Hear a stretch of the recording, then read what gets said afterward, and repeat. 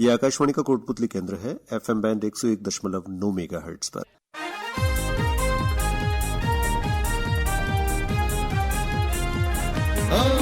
सबको खुशियां है देने आया, नई सौगात लेके आया, विकास की बातें करने आया, मनोरंजन का पिटारा खोलने आया, सबको अपना बनाने ये है आया।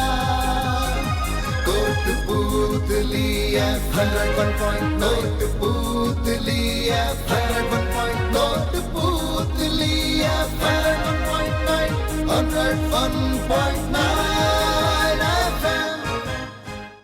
श्रोताओं, आज ट्रेडिशनल क्लासरूम्स के साथ साथ ऑनलाइन एजुकेशन भी बहुत इम्पोर्टेंट हो चुकी है। ऐसे में स्किल्ड कोर्सेज की अपनी एक जगह है और युवाओं में स्किल्ड कोर्स की आवश्यकता हम सभी समझ सकते हैं। इसी से जुड़ी विशेष भेंट वार्ता के लिए हमारे साथ स्टूडियो में मौजूद है प्रोफेसर डॉक्टर राजेंद्र प्रसाद मीना। आप हरियाणा केंद्रीय विश्वविद्यालय के वाणिज्य डिपार्टमेंट में कार्यरत हैं। तो सबसे पहले तो डॉक्टर साहब, आपका हमारे स्टूडियो में बहुत बहुत स्वागत है। तो सर, सबसे पहला मेरा सवाल आपसे यही रहेगा कि इस क्षेत्र से आपका जुड़ाव किस तरह से हुआ? मैं शिक्षा के क्षेत्र में मेरे शिक्षकों के द्वारा जो शिक्षण कार्य कराया गया उनसे मैं प्रभावित होकर इस शिक्षा के क्षेत्र में आया और विगत 15 वर्षों से मैं शिक्षा के क्षेत्र में कार्य कर रहा हूं। वर्तमान में मैं हरियाणा केंद्रीय विश्वविद्यालय के वाणिज्य विभाग में प्रोफेसर के पद पर कार्यरत हूं। जी, तो सर, जहां हम स्किल्ड कोर्सेज की बात कर रहे हैं, तो मैं ये जानना चाहूँगी कि युवाओं में बेसिक स्टडीज़ के साथ साथ आज स्किल्ड कोर्सेज की ज़रूरत क्यों महसूस होती है?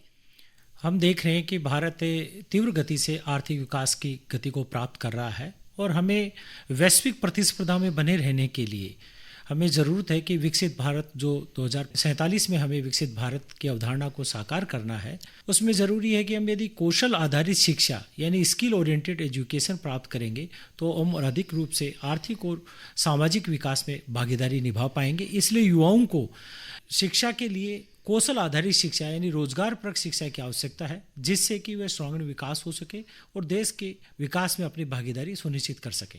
जी, इसका मतलब आप कहना चाहते हैं कि आज के कॉम्पिटिटिव वर्ल्ड में केवल कॉलेज डिग्री पाना काफ़ी नहीं है? मैं बताना चाहूँगा कि वर्तमान जो हमारी शिक्षा प्रणाली है उसमें जो परंपरागत शिक्षा थी उसके साथ में कौशल आधारित शिक्षा व्यवस्था को जोड़ा गया प्रणाली को, क्योंकि जो थ्योरेटिकल एस्पेक्ट था उसके साथ प्रैक्टिकल ज़रूरी है। यदि हम थ्योरेटिकल चीज़ें पढ़ाएंगे और उद्योग या बाजार की आवश्यकता के अनुरूप विद्यार्थियों को तैयार नहीं करेंगे तो देश के आर्थिक विकास की जो यात्रा है उसमें कहीं ना कहीं हमारा जो युवा है, जो देश का लगभग 65% जो हमारी आबादी है उसमें 35 वर्ष से कम आयु विद्यार्थी या युवा हैं जिनका विकास में महत्वपूर्ण योगदान हो सकता है। तो उनको एक दिशा देने के लिए ज़रूरी है कि हम उनको कौशल आधारित शिक्षा दें और युवाओं की भागीदारी अधिक से अधिक हो पाएगा। जी सर, अगला सवाल मेरा आपसे यही रहेगा कि स्किल्ड कोर्सेज किस प्रकार शिक्षित बेरोजगारी की समस्या को हल करने में मदद करते हैं? क्योंकि देखते हैं कि बिना स्किल कोर्स के हम जो विद्यार्थी तैयार कर रहे हैं, वर्तमान विद्यार्थी रोजगार के लिए लाइन में खड़े हैं, वो रोजगार देने वाले नहीं है। जैसा कि सरकार के द्वारा विभिन्न प्रकार की कौशल विकास की योजनाएं तैयार की गई है जिसमें नया वर्कफोर्स तैयार करना है हमें।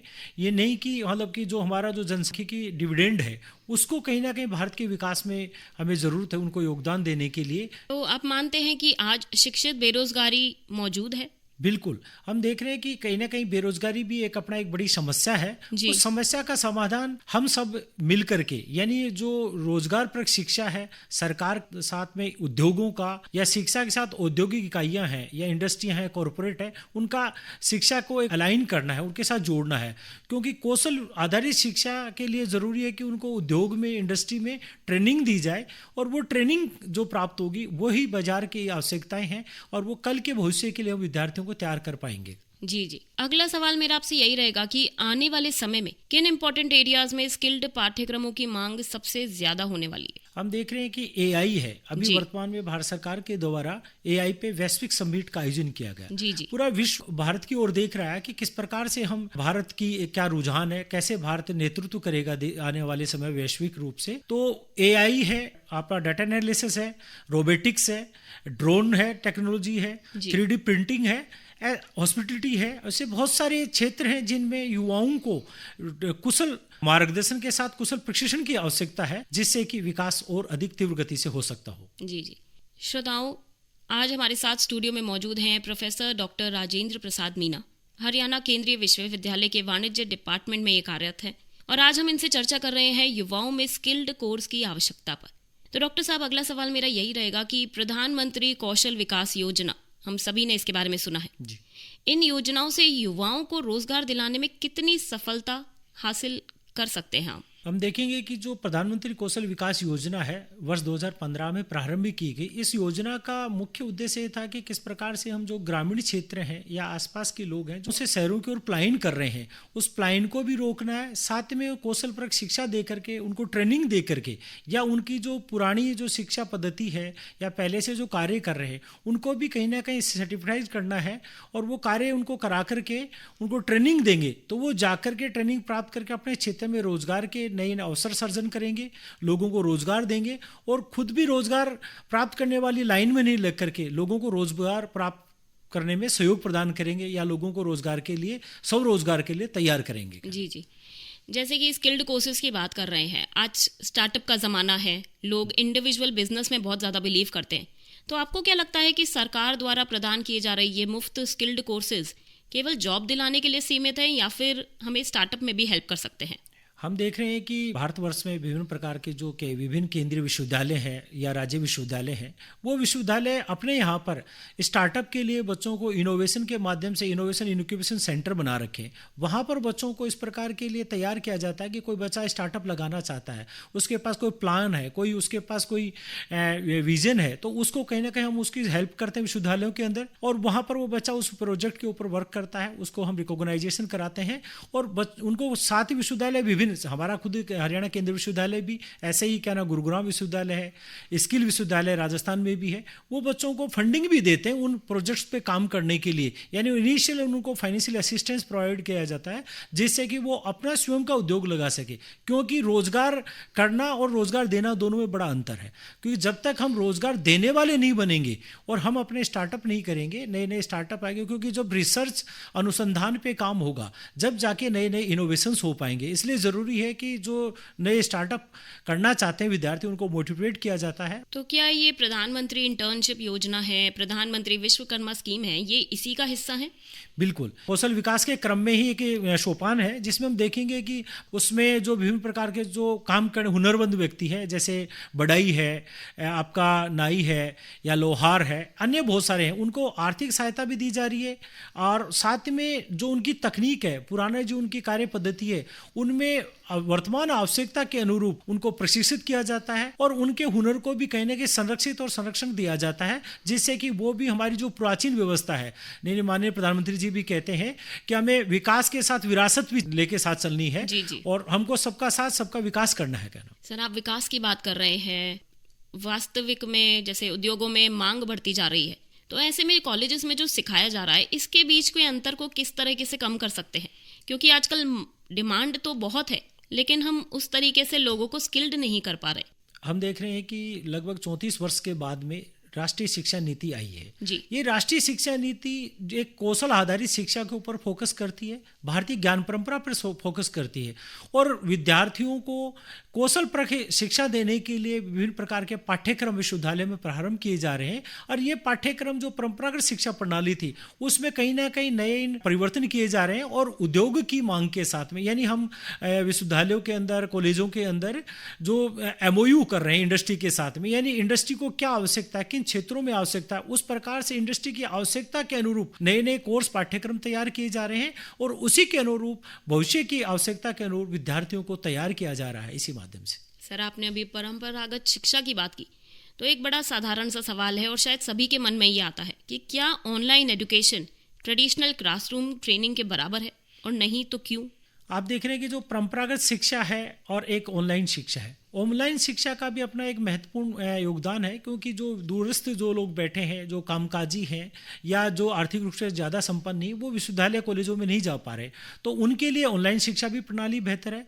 परंतु परंपरागत शिक्षा है, उसमें शिक्षक के सामने आई कनेक्ट करके स्टूडेंट बैठता है और विभिन्न प्रकार की उनकी जिज्ञासाएँ, मल्टीपल जिज्ञासाएँ होती है बच्चों की, वो शांत होती है और एक कंफर्टेबल फील करता है, उसका एक महत्वपूर्ण हिस्सा है। और उसको ऐसा नहीं कि जो ऑनलाइन शिक्षा के माध्यम से बदला जा सकता है, क्योंकि ऑनलाइन शिक्षा भी एआई जैसे नई तकनीक आ रही, वो भी आवश्यकता है, पर दोनों का एक अपना एक महत्वपूर्ण योगदान है।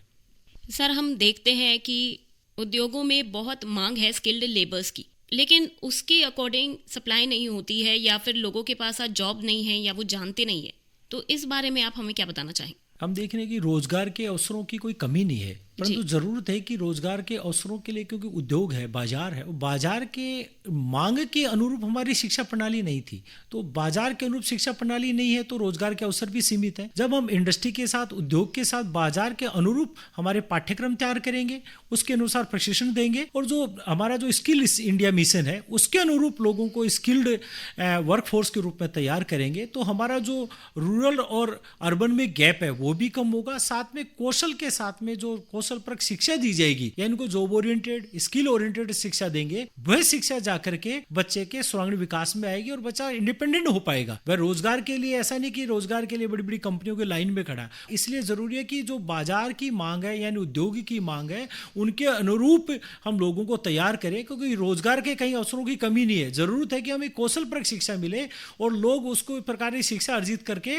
उद्योग की मांग के अनुरूप कहीं ना कहीं अपने आप को फिट कर पाए, उसके अनुसार समायोजित कर पाए। सर, पहले ट्रेडिशनल क्लासरूम का ज़माना था, फिर ऑनलाइन आया, अब स्किल्ड कोर्सेज की बात करते हैं, एआई की बात करते हैं, तो आप इसका भविष्य कहाँ देखते हैं? हम देख रहे हैं कि जो आज का जो हमारा जो युग है, ये कौशल शिक्षा का यानी आधुनिक तकनीकी युग है, और इस तकनीकी युग में जो व्यक्ति अपने आप तकनीक के अनुरूप यानी बाजार की या यूं कहें कि तकनीकी जो परिवर्तन हो रहे हैं, इनोवेशन से, उनके अनुरूप अपने आप को तैयार कर पाएगा, वही आगे जाकर के सर्वाइव कर पाएगा। और हमारी एफिशिएंसी है, हमारी प्रोडक्टिविटी बढ़ाना जरूरी है, क्योंकि काम की जब तक प्रोडक्टिविटी नहीं बढ़ेगी और एफिशिएंसी नहीं बढ़ेगी, जब तक उसका कहीं ना कहीं एक जो मुख्य ध्येय है वो कहीं प्राप्त नहीं हो पाएगा। और हम जो 2047 तक भारत को विकसित भारत बनाना चाहते हैं, उसमें सबसे महत्वपूर्ण योगदान है स्किल इंडिया का, यानी हमें कौशल विकास, कौशल आधारित शिक्षा हो और नवीन तकनीक से उन तकनीकों का शिक्षा में समाहित किया जाए। सर, हर सिक्के के दो पहलू होते हैं। बहुत सारी पॉजिटिव चीज़ें सुनी हैं स्किल्ड कोर्सेज के बारे में, कोई एक ऐसी बात कि हाँ हमें उससे अपना बचाव करना चाहिए? मैं बताना चाहूँगा कि जो तकनीक से, वो तकनीक बहुत सारी है, उसके फायदे नुकसान सभी हो सकते हैं, परंतु हमें तकनीक को ये देखना है कि क्या हमारे परिवेश के अनुसार, क्या भारतीय वातावरण के अनुसार हमको हमारे यहाँ आवश्यकता उसके अनुरूप लागू करना पड़ेगा। क्योंकि हमें ऐसा नहीं कि हम दूसरे के देखा देख नहीं चलें, हमारी आवश्यकता के अनुसार मॉडिफाई करें और मॉडिफाई करके वो अनुसार उसको लागू करें। आप देख रहे हैं कई सरकारें अपने शिक्षकों को, विद्यार्थियों को बाहर भी भेज रही हैं, जैसे पीएम इंटर्नशिप योजना है, उसमें भी जा रहे, तो वो सीख करके कैसे लोकल नहीं, वोकल फॉर लोकल है कि कैसे हम हमारी आवाज को लोकल आवश्यकताएं हैं, जो हमारी जो आम आवश्यकता है उसके अनुरूप तैयार करें। तो सर, चलते चलते युवाओं के लिए कोई एक ऐसा मैसेज या कोई एक ऐसी बात जो आज हमारी चर्चा में रह गई हो? मैं युवाओं को बताना चाहूंगा कि आप भारत का भविष्य हैं, आपका भविष्य जो है बड़ा स्वर्णिम भविष्य है। हम विकसित भारत जो 2047 का एक विजन है, उस विजन के लिए युवाओं की बड़ी भागीदारी होने वाली है।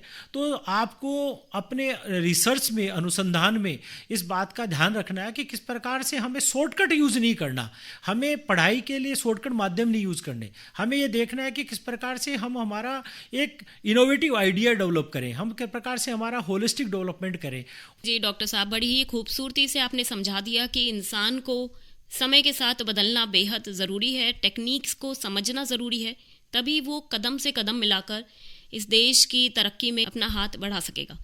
तो श्रोताओं, आज हमारे साथ स्टूडियो में मौजूद हैं प्रोफेसर डॉक्टर राजेंद्र प्रसाद मीना, हरियाणा केंद्रीय विश्वविद्यालय के वाणिज्य डिपार्टमेंट में कार्यरत हैं। तो डॉक्टर साहब, आपका हमारे स्टूडियो में आने के लिए और इतनी अच्छी जानकारी साझा करने के लिए बहुत बहुत धन्यवाद।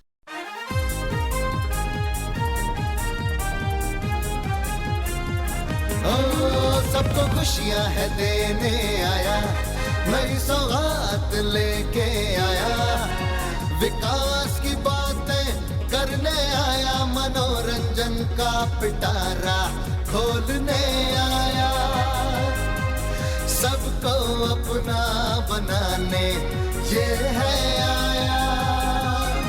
Kotputli FM 101.9 Kotputli FM